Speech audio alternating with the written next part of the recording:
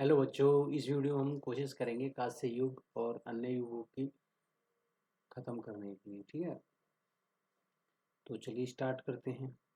कांस्य युग। कांस्य युग प्रारंभ में सभ्यता का अधिकांश केंद्र सिंधु नदी और उसकी सहायक नदियों के किनारे पाए गए। इस कारण इसे सिंधु घाटी सभ्यता भी कहा गया। हड़प्पा, जो अब पाकिस्तान में है, इस सभ्यता का प्रथम खोजा गया स्थल था, इसलिए इसे हड़प्पा सभ्यता भी से भी जाना जाता है। बाद में कई स्थल विलुप्त प्राचीन सरस्वती नदी, वर्तमान में घाघर हकरा के किनारे भी मिले हैं, जिससे इसे सिंधु सरस्वती सभ्यता भी कहा जाने लगा। देखो, प्रारंभ में सभ्यता का अधिकांश केंद्र सिंधु नदी के किनारे पाया गया, तो इसलिए इसको सिंधु घाटी सभ्यता कहा गया।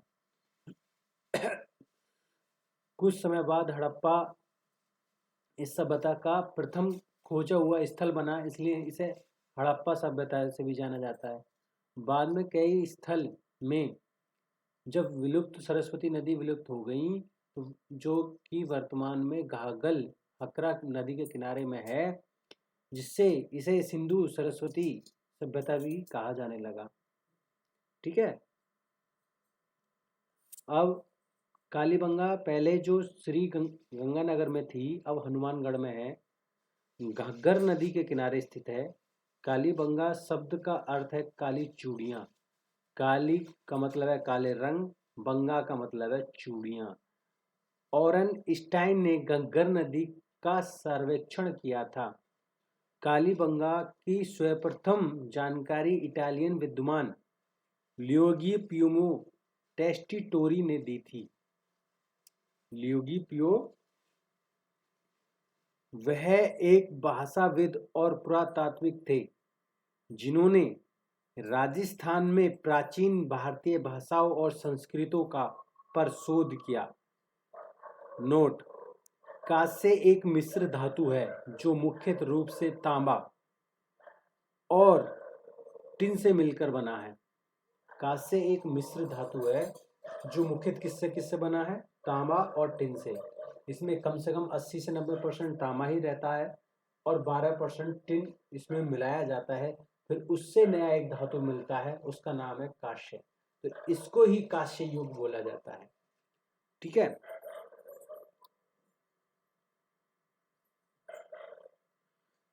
लियोगी पियो टेस्टिटोरी का योगदान यह है कि उन्होंने यहाँ प्राचीन ईंटों और बस्तियों के अवशेष की ओर ध्यान दिलाया।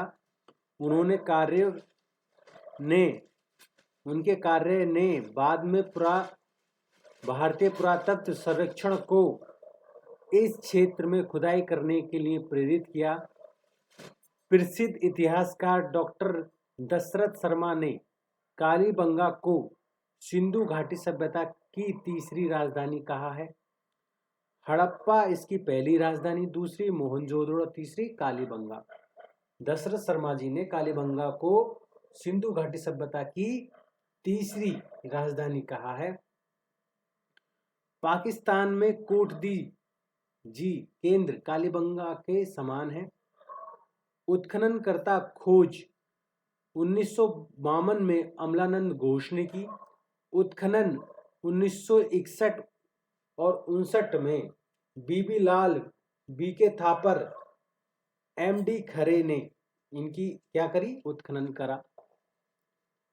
और बाद में इसमें से बहुत सारे साक्ष्य मिले, जैसे कि इसमें दो प्रमुख संस्कृतियां विकसित हुई थी।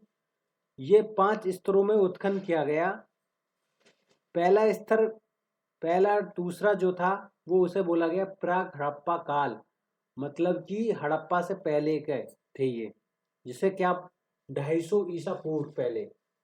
और जो तीसरा, चौथा, पांचवा था वह आपका विकसित हड़प्पा काल था।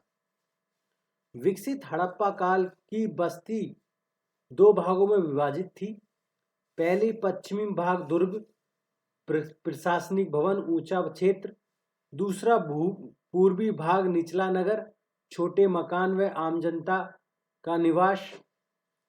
दोनों भाग अलग अलग 4 दीवारों से घिरे हुए थे। पूर्वी प्रवेश पर स्थित एकल कक्ष संवत द्वारपाल का था। भाई पूर्वी प्रवेश पर एक एकल कक्ष मिला, जिससे ये दर्शाया जा सकता है कि वह सिक्योरिटी गार्ड या द्वारपाल का था। बस्ती के चारों ओर घिरी परकोटा से, बस्ती को चारों ओर से परकोटे से घेरा हुआ था। बस्ती चारों ओर से घिरी परकोटा हुई थी, ठीक है। और सुनियोजित आवासीय संरचना, ये क्या है, ये भी है। बस्ती के दक्षिण पूर्व भाग में स्थित, बस्ती के दक्षिण पूर्व भाग में स्थित विश्व का सबसे पुराना जोता हुआ खेत माना जाता है। जोता हुआ खेत भी मिला है यहाँ। लकड़ी के हल का प्रयोग किया, ये भी मिला है। खेत में एक साथ गेहूं और जो फसलें उगाई जाती थी, इसके प्रमाण भी मिले हैं। कच्ची ईंटों से कच्ची ईंट से बने मकान हुए हैं। इससे गरीब बस्ती का से नाम से भी जाना जाता है। वहीं अलंकृत ईंटें भी मिली हैं। नगर योजना शतरंज प्रणाली पर आधारित थी। गलियां और वह सड़कें समकोण पर काटती थीं। मुख्य सड़क पर चबूतरे बने हुए थे। पक्की ईंटें से ढकी नालियां मुख्य मार्गों पर, लकड़ी की नालियां गलियों में, स्पष्ट जल निकासी जल प्रणाली का अभाव, और कृषि और तांबे का निर्यात और मोती और मनके का निर्यात। बस्ती के दक्षिण पूर्व भाग में विश्व के सबसे पुराना जोता हुआ खेत के साक्ष्य मिले हैं। लकड़ी का हल के साक्ष्य मिले हैं। खेत में एक साथ फसलें उगाने के साक्ष्य मिले हैं, जैसे गेहूं और जौ। कच्ची ईंट मिली हैं, जिससे मकान बनाए गए थे। उससे हम कह सकते हैं इसे गरीब बस्ती भी कहा जाता है। वही जो कच्ची ईंट थी, वह उन पर अलंकृत ईंटें भी मिली हैं। नगर योजना शतरंज प्रणाली पर आधारित थी। गलियां और सड़कें समकोण पर काटती हैं। मुख्य सड़क पर चबूतरे बने हुए थे। पक्की ईंटों से ढकी नाले के मुख्य मार्ग पर मिले हैं। लकड़ी की नालियां गलियों में मिली हैं। स्पष्ट जल निकासी प्रणाली का अभाव है, क्योंकि नालियां जो है लकड़ी की मिली हैं। कृषि और तांबे का निर्यात है। मोती मनगे का निर्यात है। ये क्या है, आपके कुछ मोस्ट इंपोर्टेंट फैक्ट्स हैं। दुर्गनुमा क्षेत्र में 7 अग्निकुंड पाए गए थे। इसमें युग्नि मत समाधान भी पाए गए हैं, साक्ष्य मिले हैं। संबद्ध व पति पत्नी का एक साथ दाह संस्कार के साक्ष्य मिले हैं इसमें। और खेलने के लिए गोटियां, पासे और खिलौने मिले हैं। 6 छेद वाली खोपड़ी मिली है, ठीक है, जिससे ये साबित होता है कि वह मस्तिष्क शोध या प्राचीन शल्य चिकित्सा का संकेत मिलता है। बेलनाकार मोहर जो मेसोपोटामिया ईरान से मिली हैं, मतलब मेसोपोटामिया की ईरान में जो मोहर थी वह यहाँ मिली हैं। बेलनाकार मोहर, बेलनाकार मोहर जो वो सिर्फ और सिर्फ मेसोपोटामिया में मिलती हैं। भागते हुए बैल की मृण मूर्ति कला पशुपालन का प्रतीक है। भागते हुए बैल की मृण मूर्ति मिली है।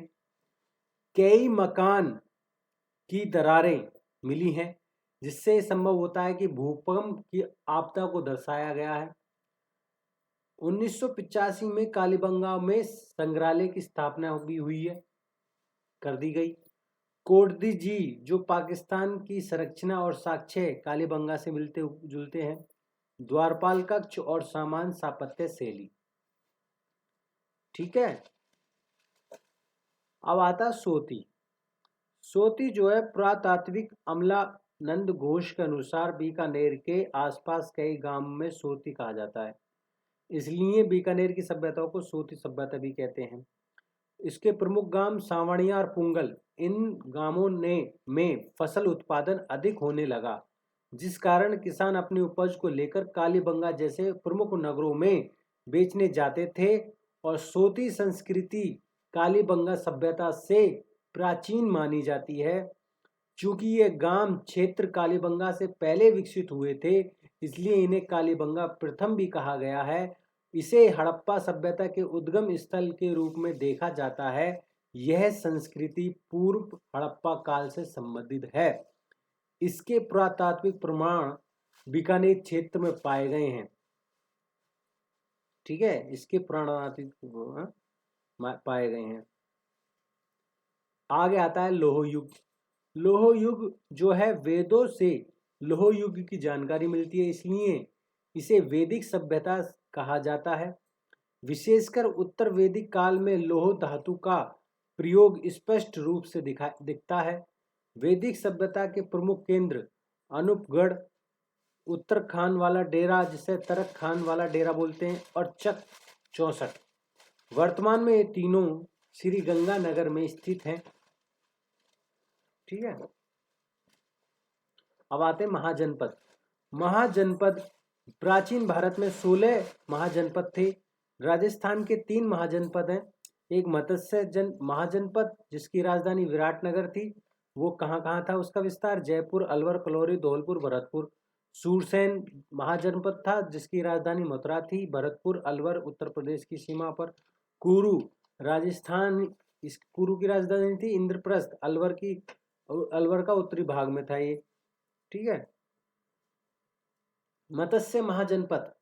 मत्स्य महाजनपद महाभारत के अनुसार पांडवों ने अज्ञातवास के अंतिम वर्ष में विराटनगर में निवास किया था। उन्होंने राजा विराट के दरबार में विभिन्न रूपों में सेवा की। युधिष्ठिर कंकबन, भीम रसोइया, अर्जुन बहरनल्ला और नकुल और सहदेव अस्तबल पशुपालन की देखरेख में करते थे। यह विवरण महाभारत के विराट पर्व में मिलता है। ऋग्वेद ग्रंथ में भी मत्स्य जनपद का उल्लेख है। ठीक है, मत्स्य महाजनपद का उल्लेख है। कई छोटे जनपद का विलय बड़े जनपदों में हुआ। गोपीनाथ शर्मा के अनुसार महाभारत के बाद सबसे शक्तिशाली महाजनपद उभरकर सामने आए।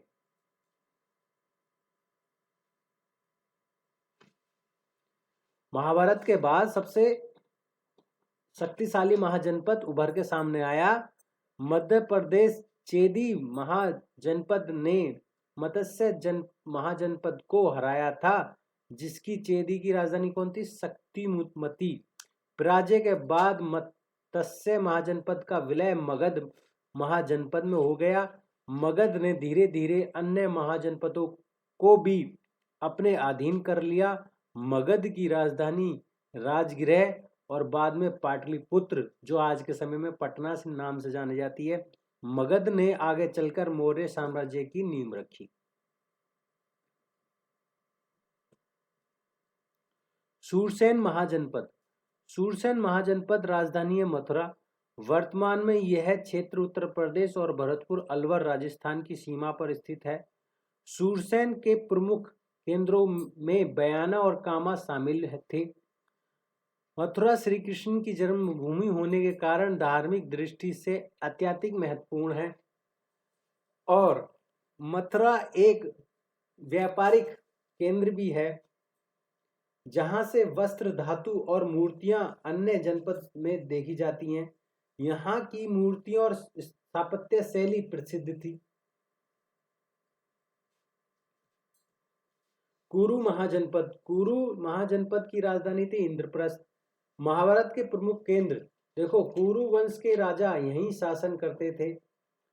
हस्तिनापुर में भी कौरव और पांडव का जन्म और पालन पोषण हुआ। इंद्रप्रस्थ को पांडव ने ही बसाया था। ऋग्वेद और अन्य वैदिक ग्रंथों में कुरु जनपद का उल्लेख मिलता है, और यह क्षेत्र धार्मिक अनुष्ठानों और यज्ञों के लिए प्रमुख स्थल है। क्या है? प्रमुख स्थल। सीवी जनपद। अब महाजनपद तो थे ही, तो उनके साथ छोटे छोटे जनपद भी होंगे। प्रारंभ में पंजाब क्षेत्र में स्थित था। सीबी नामक जाति निवास करती थी। यूनानी इतिहासकारों ने इन्हें सीबियोई कहा। सिकंदर से हारने के बाद सीबी ने पंजाब छोड़ा। सीबी ने मेवाड़, उदयपुर जो चित्तौड़ में, नया जनपद स्थापित किया। इसकी राजधानी थी मध्यमिका, जो आज के समय में नगरी बोलते हैं हम। राजस्थान का पहला उत्खनन स्थल मध्यमिका थी। और खोजकर्ता कौन थे? कार्लाइल। कार्लाइल को क्या बोला जाता है? राजस्थान के पुरातात्विक जनक। नगरी के पत्थर कुछ हाथीबाड़ा स्थान पर भी हैं। नगरी के पत्थर कुछ हाथीबाड़ा स्थान पर हैं। अकबर ने ऊब दीवट जगह बनवाई यहाँ पर। उत्खनन करता कौन थे? 1922 में D.R. भंडारकर, KV सौंदरराजन। धार्मिक स्वरूप एक बौद्ध स्थल, स्तूप और तोरण के अवशेष मिले हैं। साक्ष्य वैष्णव मंदिर, गुप्तकालीन शिव मंदिर, चक्रधार कुएं, आहड़ सिक्के तथा सीवी जनपद के सिक्के भी मिले हैं यहाँ से। माँ क्या ढूंढ रही हो? बड़ली अभिलेख। बड़ली अभिलेख 443 BC में, ठीक है। बड़ली अभिलेख 1912 ईस्वी में प्रसिद्ध इतिहासकार गौरी शंकर हीराचंद ओझा ने बिलेड माड़ा मंदिर बंडली अजमेर से प्राप्त हुआ। ये बड़ली अभिलेख, इसलिए इसका नाम रख दिया बड़ली अभिलेख। ये राजस्थान का सबसे पहला प्राचीन अभिलेख है, क्योंकि सम्राट अशोक से लगभग 200 वर्ष पूर्व का है। भारत का दूसरा प्राचीन अभिलेख है और भारत का पहला अभिलेख बिहार के पिपरवाल अभिलेख है। और राजस्थान का क्या सबसे पुराना पहला प्राचीन अभिलेख है ये बड़ली। प्राचीन नगर मध्यमिका है, ठीक है। वर्तमान में चित्तौड़गढ़ क्षेत्र में है। प्रारंभिक काल में ये विकसित नगर था। अभिलेख में वीर निर्माण संवत 84 का उल्लेख मिलता है। अभिलेख में वीर निर्माण संवत 84 का उल्लेख मिलता है। और वीर निर्माण संवत 84 जो है ये महावीर के, मतलब महावीर जो थे उनकी मृत्यु की डेट है। मृत्यु के 84 साल बाद।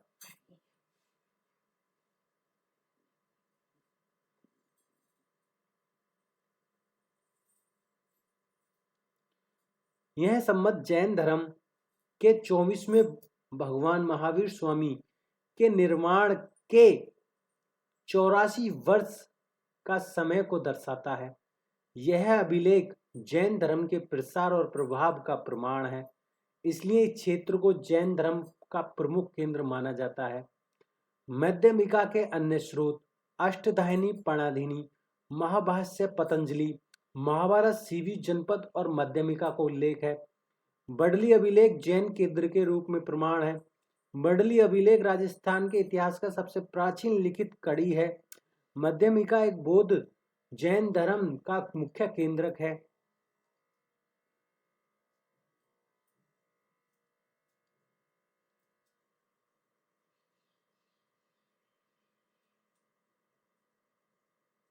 मालव जनपद। मालव जाति ने टोक और जयपुर क्षेत्र में मालव जनपद की स्थापना की। राजधानी नगर है कारवट नगर। इस जनपद की सभ्यता को खेड़ा सभ्यता भी कहते हैं। राजस्थान में सर्वाधिक मालव जनपद के 6000 तांबे के सिक्के नगर और रेड में मिले हैं। सबसे ज्यादा नगर में मिले। नगर तो राजधानी नगर से तो कोई संभावना इतनी आश्चर्यजनक बात नहीं होनी चाहिए, शौक नहीं लगना चाहिए। लेकिन शौक जब लगा जब रेड से ये मालव जनपद और अन्य कालों के सिक्के प्राप्त होने लगे सबसे ज्यादा। और रेड को सिक्के के ढाले और बनाए जाते थे, इसे टकसाल कहते थे। रेड में सिक्के ढाले जाते थे, ठीक है, इसलिए इसे टकसाल भी कहते थे। अब रेड में यदि मिल रहे हैं, रेड जो टॉक में है, रेड में लोहे का कार्य प्राचीन काल में प्रसिद्ध था। यहाँ सिक्के डालने धातु कार्य शिलाएं के प्रमाण भी मिले हैं। आधुनिक भारत जमशेदपुर झारखंड लोहे के लिए प्रसिद्ध है। इसे जमशेद टाटा ने बसाया। रेड को प्राचीन भारत का टाटा नगर भी कहा जाता है। रेड स्थान का उत्खनन कैलाश, ठीक है, कैलातपुरी ने किया था। उत्खनन से धातु कार्य सिक्के बस्तियों के प्रमाण मिले हैं। रेड और नगर जैसे स्थल प्राचीन भारत की धातु तकनीक और व्यवसाय के केंद्र थे। मालव जाति जो प्रारंभ में पंजाब क्षेत्र में निवास करती थी, वह सिकंदर से हार कर पराजय के बाद उन्होंने पंजाब को छोड़ा। वह राजस्थान के टोंक, जयपुर, मध्य प्रदेश में आकर रहने लगे। जहां जहां मालव जाति बसी उस क्षेत्र को मालवा क्षेत्र बोलते हैं या मालवा क्षेत्र बोलते हैं। अब क्या है योध्या जनपद। योध्या जनपद क्षेत्र है श्रीनगर, हनुमानगढ़, राजस्थान में। योध्या जनपद का उल्लेख पाणिनि, पतंजलि, महाभारत और विभिन्न अभिलेखों में मिलता है। योध्या ने कुषाणों की शक्ति को रोका था। कुषाण गुजरात की ओर बढ़ रहे थे, लेकिन श्री गंगानगर क्षेत्र में योद्धा से हार कर वह वापस लौट गए। इस वीरता के कारण योद्धों को वीर की उपाधि दी गई।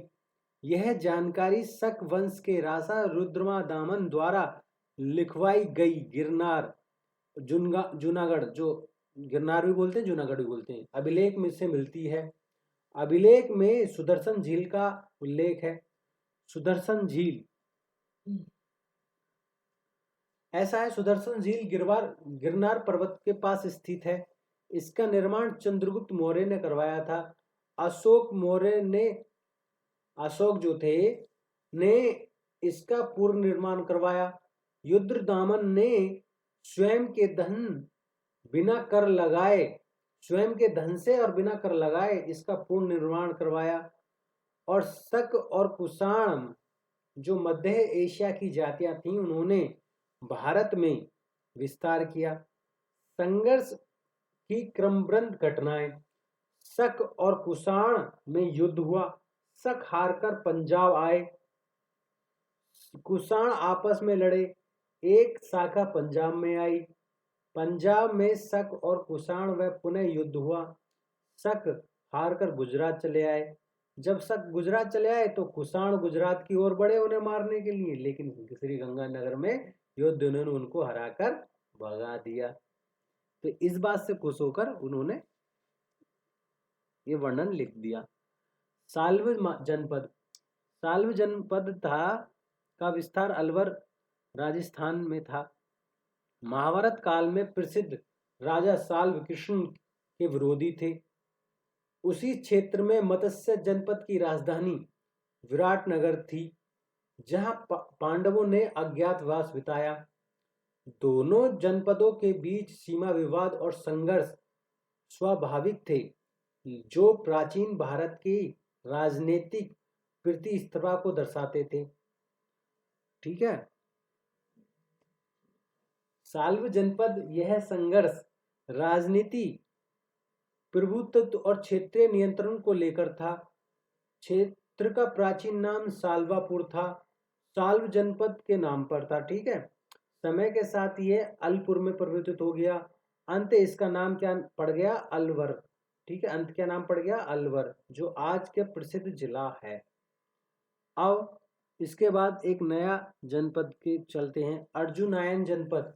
जो अर्जुनायन जनपद का विस्तार वर्तमान राजस्थान के सीकर, अलवर और नीम का थाना क्षेत्र में माना जाता है। यह जनपद महाभारत के वीर अर्जुनों के वंशजों द्वारा स्थापित किया गया। इन वंशजों के बाद में तोमर कहाँ गया? देखो, जो अर्जुन के वंशज थे उन्होंने इस जनपद को स्थापित किया। इस जनपद को विस्थापित किया तो वंशजों के बाद में यहाँ एक तमर वंश आया, फिर बाद में वो तोमर में बदला गया। उनसे निवास क्षेत्र में तवरावाटी कहा गया, जो समय के साथ तोरावाटी में परिवर्तित हो गया। अर्जुन नायन जनपद से सिक्के और अभिलेख प्राप्त हुए जो उनके ऐतिहासिक अस्तित्व का प्रमाण देते थे। ठीक है, अर्जुन नायन जनपद के सिक्के अभिलेख प्राप्त हुए हैं जो ऐतिहासिक अस्तित्व का प्रमाण देते हैं। राज्य जनपद का विस्तार वर्तमान राजस्थान के भरतपुर क्षेत्र में माना जाता है। राज्य शब्द का अर्थ है राजा के समान शक्तिशाली योद्धा वर्ग। यह जनपद अपनी स्वतंत्रता व सैन्य शक्ति के लिए प्रसिद्ध था। अब ये जो जनपद हैं ये खत्म हो गए। उसके बाद आया मौर्य काल। मौर्य काल 1837 ईस्वी में कैप्टन बट को बैराट के बीचक पहाड़ी से एक अभिलेख प्राप्त हुआ। बैराट क्षेत्र में मौर्य काल में धार्मिक व प्रशासनिक दृष्टि से महत्वपूर्ण था। इसे बहाबरू अभिलेख कहा जाता है, लेकिन यह अभिलेख बैराट क्षेत्र से मिला है। इसको अशोक को मगध का राजा बताया गया है। अशोक ने बुद्ध, संघ और धम्म की विश्वास व्यक्त किया है। यह अभिलेख 7 बौद्ध पुस्तकों की जानकारी देता है। अभिलेख में बुद्धम शरणम गच्छामि, धम्मम शरणम गच्छामि, संगम गणम गच्छामि अशोक की बुद्ध आस्था का प्रमाण है। यह संस्कृत भाषा में है, जबकि अशोक के अधिकांश अभिलेख प्राकृत भाषा में हैं। यह अभिलेख अशोक की धार्मिक नीतियां व व्यक्तिगत आस्थाओं को दर्शाता है। फिरोज तुगलक जो कई सालों बाद दिल्ली के राजा थे, उन्होंने मेरठ और टोपरा हरियाणा में अशोक के अभिलेख मिले। उन्होंने दिल्ली में उन्हें स्थानांतरित किया। मेरठ वाले को दिल्ली मेरठ अभिलेख बोल दिया, टोपरा वाले को दिल्ली टोपरा अभिलेख बोल दिया। टिफिन थेलर नामक अंग्रेज अधिकारी ने इन अभिलेखों की जांच करवाई और जेम्स प्रिंस ने इन्हें पढ़ा और पाया कि इसमें लिखा है, देवा नाम प्रियदर्शी ये कहता है जीवों को नहीं मारना चाहिए, पेड़ पौधों लगाने चाहिए, अधिक खर्च नहीं करना चाहिए और भगवान में ध्यान लगाना चाहिए। 1915 में मास्की कर्नाटका में एक अभिलेख और मिला जिससे ये स्पष्ट रूप में लिखा था, देवानाम प्रियदर्शी अशोक। इसके बाद गुजरात उत्तराखंड में नेडूर और उंडलगोलम कर्नाटक में भी ऐसे अभिलेख मिले। पूरे भारत में 4 अभिलेखों में ही देवानाम प्रियदर्शी अशोक लिखा हुआ था। ठीक है, पूरे भारत में केवल 4 अभिलेखों में अशोक का नाम स्पष्ट रूप से लिखा था। राजस्थान में बैराट, वर्तमान विराटनगर, अलवर अशोक के अभिलेखों एकमात्र स्थल है। बहाबरू अभिलेख में अशोक ने बुद्ध, धम्म और संघ की श्रद्धा प्रकट की।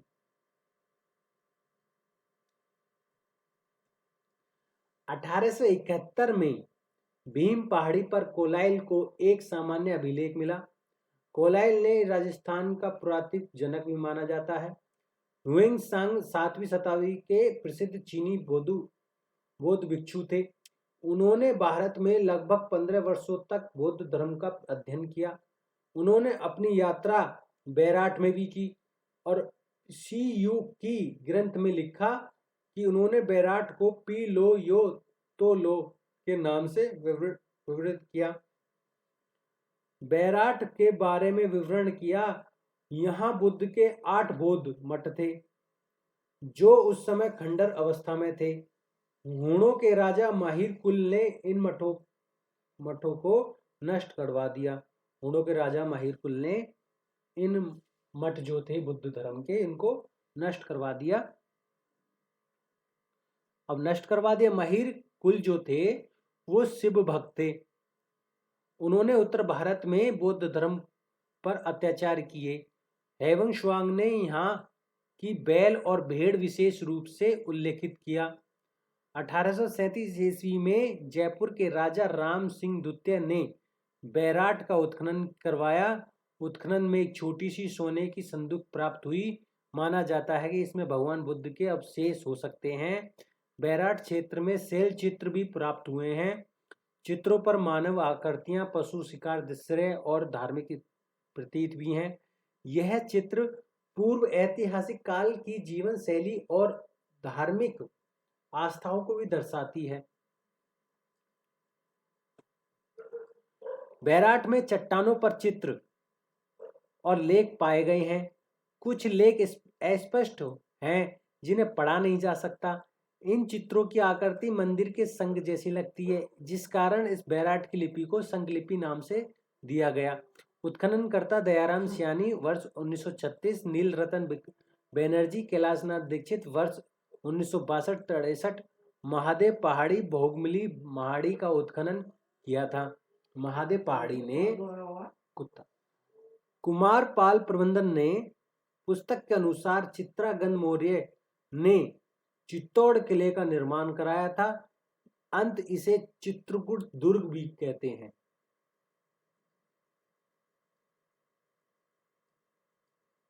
मानसरोवर अभिलेख। मानसरोवर अभिलेख मिला वर्ष 1713 ईस्वी में, स्थान चित्तौड़गढ़ में। अभिलेख, इस अभिलेख में 4 मौर्य राजाओं की जानकारी मिलती है, जैसे महेश्वर, भीम, भोज, मान। राजा मान ने सरोवर का निर्माण कराया और उस पर ही अभिलेख लगवा दिए, तो इस अभिलेख का नाम पड़ गया मानसरोवर अभिलेख। देखो, कर्णसभा शिवालय अभिलेख। शिवालय का मतलब है महाशिव जी। वर्ष 1738 में कर्णसभा कोटा में। अभिलेख में मौर्य राजा धवल की जानकारी देता है। यह राजस्थान में मौर्य वंश के बारे में जानकारी देने वाला अंतिम अभिलेख है। मौर्योत्तर काल। मौर्य साम्राज्य का विस्तार अफगानिस्तान से बंगाल की खाड़ी तक था। मौर्य साम्राज्य को कमजोर करने पर उत्तर पश्चिम से विदेशी आक्रमण शुरू हुए। प्रमुख आक्रमणकारी इंडो ग्रीक सबसे पहले हमला किया। शक कुषाण। सबसे पहले मौर्यों के जाने के बाद इंडो ग्रीक ने सबसे पहले हमला करा, ठीक है। और फिर उसके बाद उत्तर पश्चिम से शक और कुषाण भी आए। सिकंदर अफगानिस्तान से पंजाब तक आया था और जीते हुए क्षेत्र स्थानीय राजाओं को सौंप दिए। शक और कुषाण मध्य एशिया से आए और पंजाब वह पाकिस्तान क्षेत्र में सक्रिय रहे। भारतीय वंशों का क्रम, पहले मौर्य के बाद शुंग, शुंग के बाद कर्ण, कर्ण के बाद सातवाहन। और दक्षिण में तो भाई दक्षिण भारत में तो पूरा चेंज ही हो गया। पहले आए चेर, फिर चोल, फिर पांड्या। मौर्य साम्राज्य के पतन के बाद भारत विखंडित हो गया। इसी कारण इस काल को मौर्यतन काल भी कहा जाता है। इंडो ग्रीक राजा मिनांडर ने मध्यमिका वर्तमान राजस्थान क्षेत्र पर आक्रमण किया। यह जानकारी पतंजलि के महाभाष्य से प्राप्त होती है। बैराट से 28 इंडो ग्रीक और मिनांडर के 16 सोने के सिक्के प्राप्त हुए हैं। जो भारत के सबसे पहले सोने सिक्के इंडो ग्रीक ने ही चलाए थे, है ना। भारत में सबसे पहले सोने के सिक्के किसने चलाए? इंडो ग्रीक ने ही। मौर्य काल केंद्रक जो थे भरतपुर 9। उत्खननकर्ता कौन थे? रतन चंद्र अग्रवाल। प्रमुख साक्ष्य कौन थे? लोहे की भट्टियां जो बालाथल से मिली हैं, ठीक है। अब क्या है, बालाथल से मिलने के बाद उसमें कुछ अन्य साक्ष्य भी मिले होंगे। तो अन्य साक्ष्य ये हैं, कुषाण राजाएं और वासुदेव जैसे कुषाण राजाएं जो थे,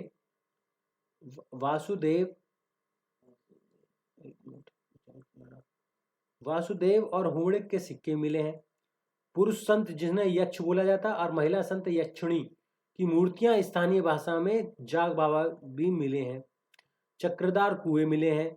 यक्ष को यक बोलने लगे, यक को फिर जक, जक से जाग बाबा कहने लगे।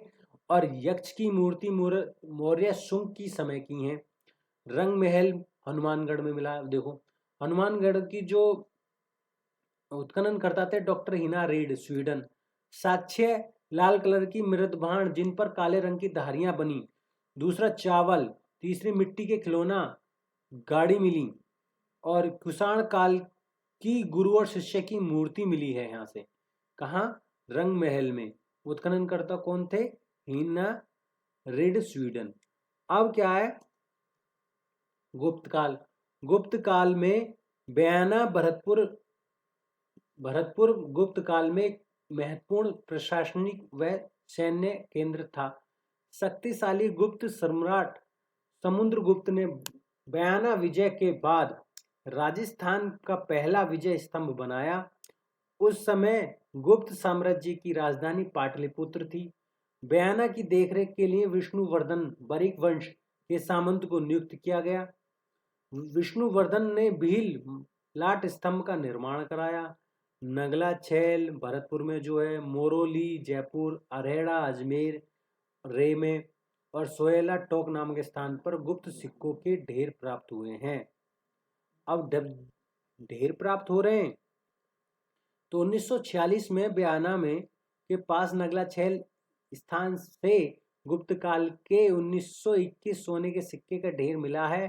प्रतिहार राजा लक्ष्मण सेन की रानी चित्रलेखा ने यहाँ पर उषा मंदिर का निर्माण कराया। भगवान कृष्ण के पोते अनिरुद्ध की पत्नी का नाम उषा था और उषा की सहेली का नाम चित्रलेखा था। जब ये बात प्रतिहार राजा लक्ष्मण सेन की रानी चित्रलेखा को पता कि भाई पुराने समय में मेरे नाम पर एक सहेली थी, जो उषा महारानी की सहेली थी चित्रलेखा, तो उन्होंने फिर मंदिर ही बनवा दिया इनका। और तुर्कों ने मंदिर तोड़कर यहाँ मस्जिद बना दिया बाद में, लेकिन जाट वंश के समय में फिर यहाँ मंदिर का पुनर्निर्माण कराया गया। मध्यकाल में बयाना नील की खेती के लिए प्रसिद्ध था और भारत में सर्वप्रथम सोने के सिक्के इंडो ग्रीक शासकों ने चलाए। भारत में सर्वप्रथम शुद्ध सोने के सिक्के कुषाण वंश ने चलाए और भारत में सर्वाधिक संख्या में सोने के सिक्के जो चलाए वो गुप्त काल में चले, जो समुद्रगुप्त और चंद्रगुप्त द्वितीय के समय में चले थे। अब सोने के सिक्के चल तो रहे, अब इसमें और एक और मिली, बाड़ोली चित्तौड़ हूड़ राजा के राजा महिर कुल ने यहाँ शिवजी का मंदिर बनवाया। बड़ला विलेख 12 में गुप्त काल के मोखरी वंश के राजा बड़वा के यज्ञ कर अग्नि कुंड के 4 स्तंभ लगवाए, जिसमें 3 पर लेख अंकित था, जिन्हें बड़वा विलेख भी कहा जाता है। 4 चोमा यहाँ पर गुप्त काल के एक शिव मंदिर मिला है। कहाँ पर? यहाँ पर गुप्त काल का शिव मंदिर मिला है। और अब इसके बाद आता है गुप्तोत्तर काल, जिसको हम पूर्व मध्य काल ही बोलते हैं, राजपूत काल ही बोलते हैं, त्रिपक्षीय संघर्ष ही बोलते हैं। देखो, गुप्त काल के अंत के बाद, गुप्त काल के पश्चात भारत पुनः विखंडित हो गया, जिसके कारण गुप्तांतर काल बोला जाता है। गुप्तांतर काल के बाद भारत में मुस्लिम शासन की स्थापना हुई, जिसे मध्यकाल कहा, और इसके पूर्व के समय को पूर्व मध्यकाल कहलाता है। तो भाई गुप्तांतर काल के बाद ना दिल्ली में जो राजा बने थे वो ज्यादातर मुस्लिम शासन थे, तो मुस्लिम शासन से पहले को ही पूर्व मध्यकाल कह दिया। मौर्य और गुप्त की साम्राज्य के पतन के बाद राजपूत वंशजों के उदय से भारत में राजपूत काल शुरू हुआ। त्रिपक्षीय संघर्ष में पाल, राजपूत और प्रतिहार वंशों के बीच सत्ता के लिए संघर्ष हुआ। त्रिपक्षीय संघर्ष में पाल, राष्ट्रकूट और प्रतिहार वंशों के बीच में सत्ता के बीच में संघर्ष हुआ। अब गुप्तांतर काल, पूर्व मध्यकाल और राजपूत काल, और जिसे त्रिपक्षीय काल ही बोलते हैं, सबसे पहला जो केंद्रक था वो था भीलमाल, जो जालोर में था। चावड़ा राजपूत वंश के मुख्य केंद्र भीलमाल था, जिसे इनकी राजधानी माना जाता है। हुएंगसांग ने भीलमाल को पीलोमोलो की यात्रा की। हिंगसांग ने भीलमाल को पीलोमोलो कहा और यहाँ की भीलमाल की यात्रा करी। चावड़ा राजा ने 2 विद्वानों कवि माघ और वैज्ञानिक ब्रह्मगुप्त को संरक्षण प्रदान किया।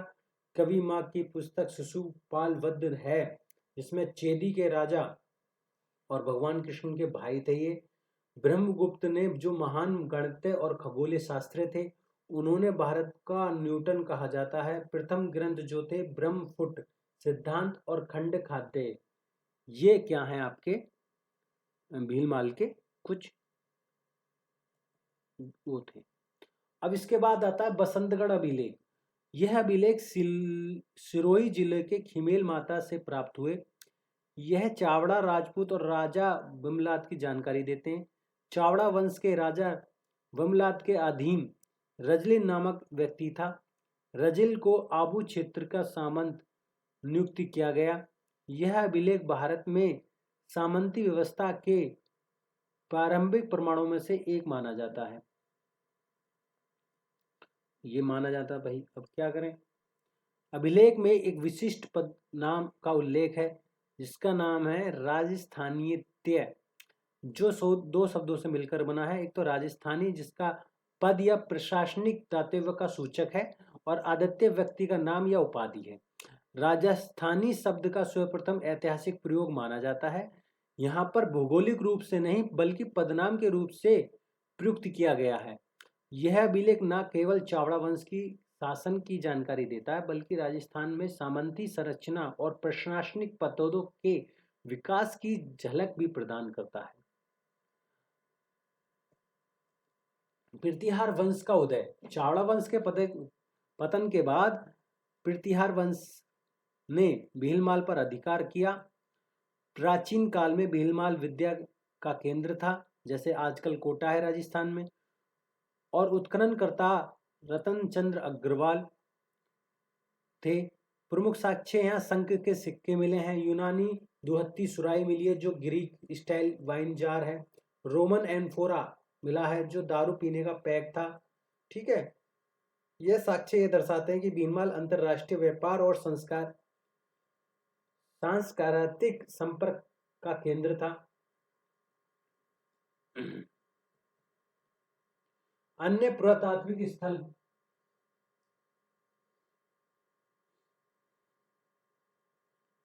गणेश्वर नीम का थाना, नदी कातली नदी के किनारे।